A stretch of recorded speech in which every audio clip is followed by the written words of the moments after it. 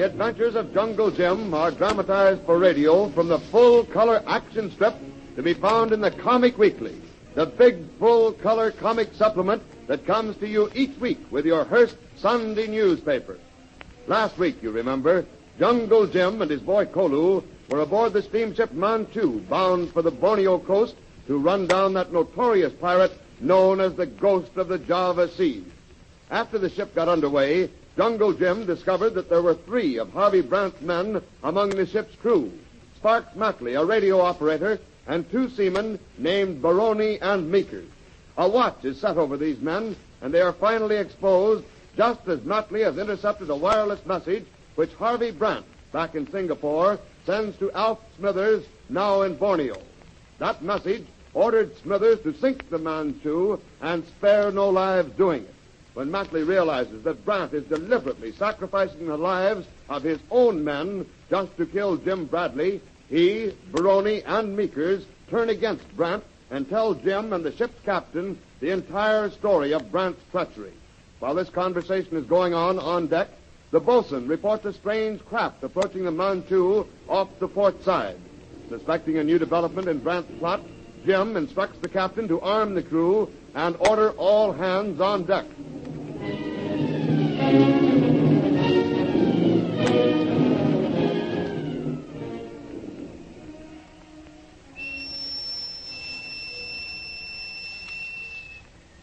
All hands on deck! All hands on deck! All hands on deck! I don't know what Brant's little game may be. As a matter of fact, I don't know that it is Brant who's back of this. But in any case, it's good to be prepared. You're absolutely right, Mr. Bradley. There's no way of telling where he's going to strike next. Him like Cobra, Shanghai Lil send you. 8-2-1? The only difference is you get some warning before a Cobra strikes. I only hope Brant ends up the same way the Cobra did. In a box with his head shot off, eh, Mr. Bradley? Better tell you boys what it's all about, Captain. Okay, Mr. Bradley. Now listen, you men. You see that boat off the port side? Well, we don't know who's aboard her or what they're out to do. But whatever their game is, they're not going to get away with it. I want you to keep on your toes, all of you. All right, pass the word to the bridge to heave to. At that, Mr. Bradley, I don't think we've got a lot to worry about.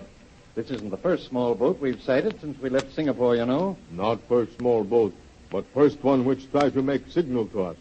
This is trick of Harvey Brant's, all right. Kolu knows it. Oh, for that matter, the whole thing may be a trick. Matley's confession and all. I've told you the truth, sir, and you'd better believe me, or we'll all end up in Davy Jones' locker. All right, Matley. But if you're double-crossing us... Look, Tuan. Man in bow of small boat waving his arms. There are 7, 8, 9. There are a dozen others on board. These seems to be mighty well men for a size. Yes, and they're heading toward us. Don't let them do it, Captain. Don't let them do it, I tell you. They'll come aboard and scuttle us. They'll open your sea valves and... Don't lose your head, Matley. If they're fools enough to start anything, we'll finish it for them. But don't you see, Mr. Bradley, it's just like I told you. We're supposed to be waiting for them, Baroni and Meekers and me. And once they get aboard, they'll... We'll take care of them. Hey, George, what was that? An explosion. It almost lifted her right out of the water. Stand by! Command the motorboat! You aren't aiming to rescue them, are you, Captain? We've got to save them. It's the law of the sea. You're sticking your head in a noose. That's what you're doing. Why, if you want a little advice from me, leave them to the sharks. Don't be a fool, Matley. Get that boat over the side, Captain. Swing out the motorboat!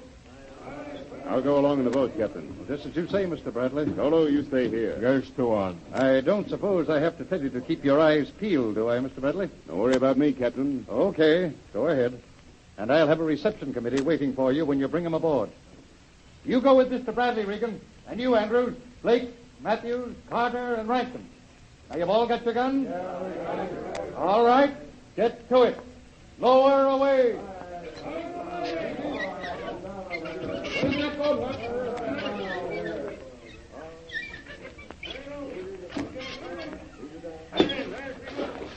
Are the falls clear? Aye, sir.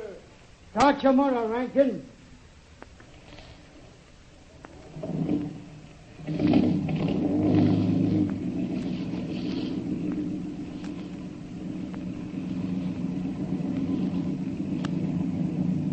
The funny thing, Bosun, After that explosion we heard, that boat should be splintered to kindling wood instead of rotting a good 5 feet out of the water. And there's not a mark on her. No sign of any damage anywhere. Help! Help! We're shipping water, sir! Shipping water, are they? I'll bet there ain't no more water in a hold right now than there is in an Arab's backyard. Yeah, it's fishy looking right enough. But we'll pick him up and then see what happens. All right, you men. Get ready to come aboard. And be mighty careful. Ready with that boat hook, Bosun? Aye, aye, sir.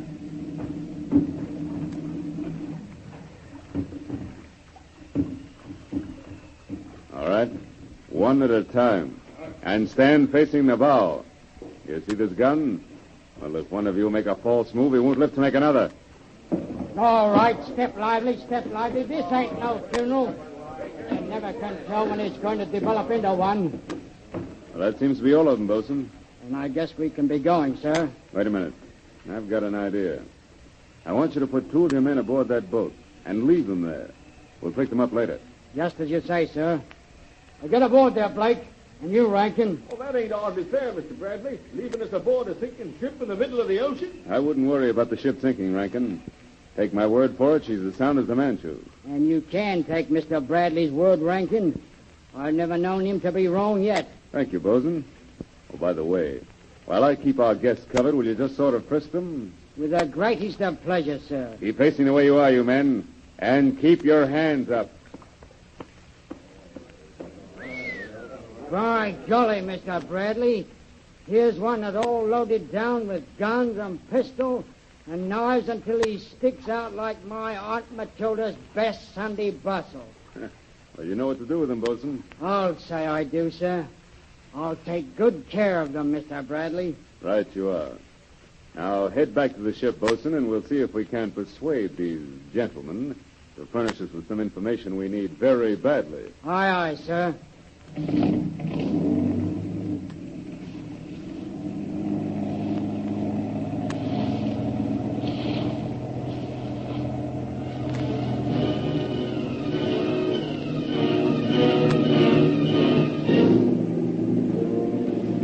On board the Manchu, the captain watches the motorboat as it comes alongside. It's made fast to the lines which swing from the davits and hauled up to the deck where the captain awaits them. With Jim and Kolu, the men from the little boat stand in a sullen group. Nice work, Mr. Bradley. Our job's only half done, Captain. We still have to see if we can't get these gentlemen to give us a little active cooperation. Well, it's little help you'll get from the likes of them. They're a murderous-looking bunch of cutthroats. I think I'll just keep this machine gun trained on them until we get them into irons and locked up in the brig. Before we do that, it might be a good idea to go over them again for weapons. The bosun did a good job, but he had to work fast. All right, you men. Line up here. Come on, and be quick about it. They are bad men, I think, Tuan. Yeah, I seem to have seen most of them before. Now, they're hanging around the Singapore waterfront or in Harvey Brand's shipyard. There's no doubt in my mind, sir. They're Brandt's boys right enough. Now, which one of you is master of that boat? Come on, speak up. I'm the skipper. All right. What have you got to say for yourself? I'll tell you what I've got to say for myself. It's an outrage, that's what it is. A blinking outrage. And I'm going to report the whole thing just as soon as we make port. Treating us like we was a bunch of pirates. And what for? That's what I'd like to know. What for? We're honest men doing business in an honest way. And just because my fuel tank blows up, I have to signal you for help. I beg your pardon, my friend. Do you know a man called Harvey Brandt? Never heard of him. But you got to hear plenty more from me before this thing blows over. You ain't got no call to do a I thing. think you better tell them to bring Matley out here, Captain. Matley? You heard him, Whiskers. You ain't hard of hearing. All right. Bring Matley out. Now, Captain Smith, perhaps we'll find out something. Well, I'm a monkey's uncle, if it ain't old Foggy Smith. You know him, do you, Matley? I'll say I do. He's the gent who was supposed to scuttle the Manchu and feed me and Minkers and Baroni to the fishes. To say nothing of the rest of us. Well, Captain Smith, perhaps you know now why the reception we gave you wasn't quite as cordial as you might have liked to have it. Oh, you coughed us up, eh, Matley? You know what happens to men who double-cross Harvey Brandt, don't you? It seems to me, Captain Smith, that you're in no position to make threats. I'm in a better position than you think. Oh, Look out, Bradley. He's got a knife. Drop it, Smith. Drop it before I plug you. No, you won't plug me. Not when I've got your Mr. Jungle Jim as a shield, you won't. Because if you take a shot at me, you'll get him first. Now, don't get nervous, Bradley. I'm not sticking this knife into you. Not yet, anyway. You're too valuable to me alive. We're going over to that machine gun, you and me, and once I get my hands on it, I'll sweep these decks cleaner than a whistle. Don't let him get away with it, Captain. It doesn't make any difference what happens to me, but don't let him get away with it. Don't go on, don't, quick! That's got him. Now, that's what I call quick thinking. Well, Solo, you've saved the day, and incidentally, my life. Thank you. I live only to serve you, Tuan. Take this man below, Bosun, and have them fix up his wound. And take the rest of these swine with you and put them in irons. Aye, aye, sir. Come along, you blighters. Come on, now, get on. And now, Captain, I'll tell you what I want to do. I want to take that tub of Brants and sail it to Borneo. What's the big idea, Mr. Bradley? There's just a chance that we can use it as a blind to fool Brant's outfit. And if we can do that, maybe it'll help us put a rope around Brant's neck.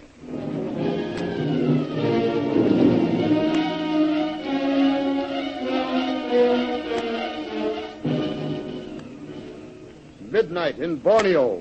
In a carefully camouflaged radio shack, Alf Smithers, one of Brant's most trusted lieutenants, sits with Limpy, one of his henchmen.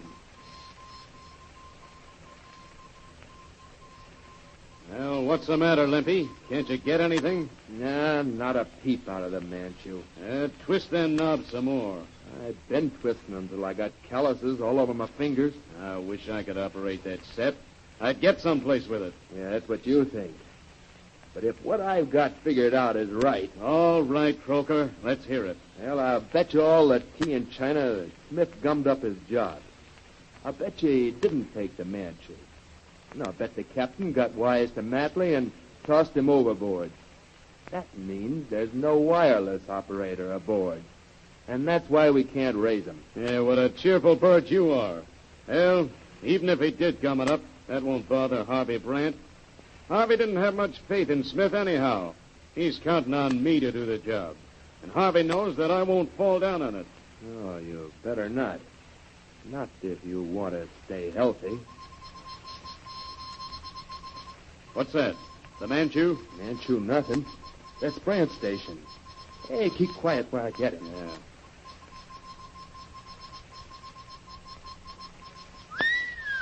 What is it, Limpy? What'd he say? Why, that's the word we've been waiting for. You mean we're to get the fleet ready? That's it. Ah, good. And when we strike this time, it means the end of Jungle Jim.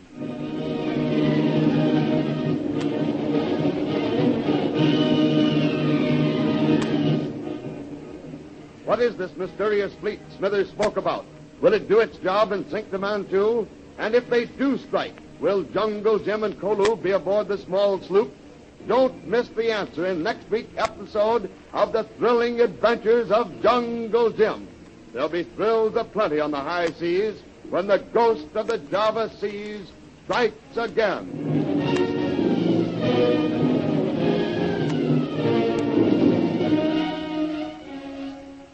The Adventures of Jungle Jim are dramatized from the full-color action pictures to be found in the Comic Weekly, the big comic supplement distributed each week with your Hearst Sunday newspaper. The world's greatest array of humor and adventure, together with all the famous characters who live in the world of full-color action pictures, are to be found in the Comic Weekly. Follow the humorous adventures of Jiggs and Maggie, of Barney Google, the Little King, Toots and Casper, as well as the thrilling adventures of Flash Gordon and Jungle Jim. They're all waiting for you in your copy of next Sunday's Comic Weekly with your Hearst newspaper. And remember, next week, same time, same station, for further thrilling radio adventures of Jungle Jim.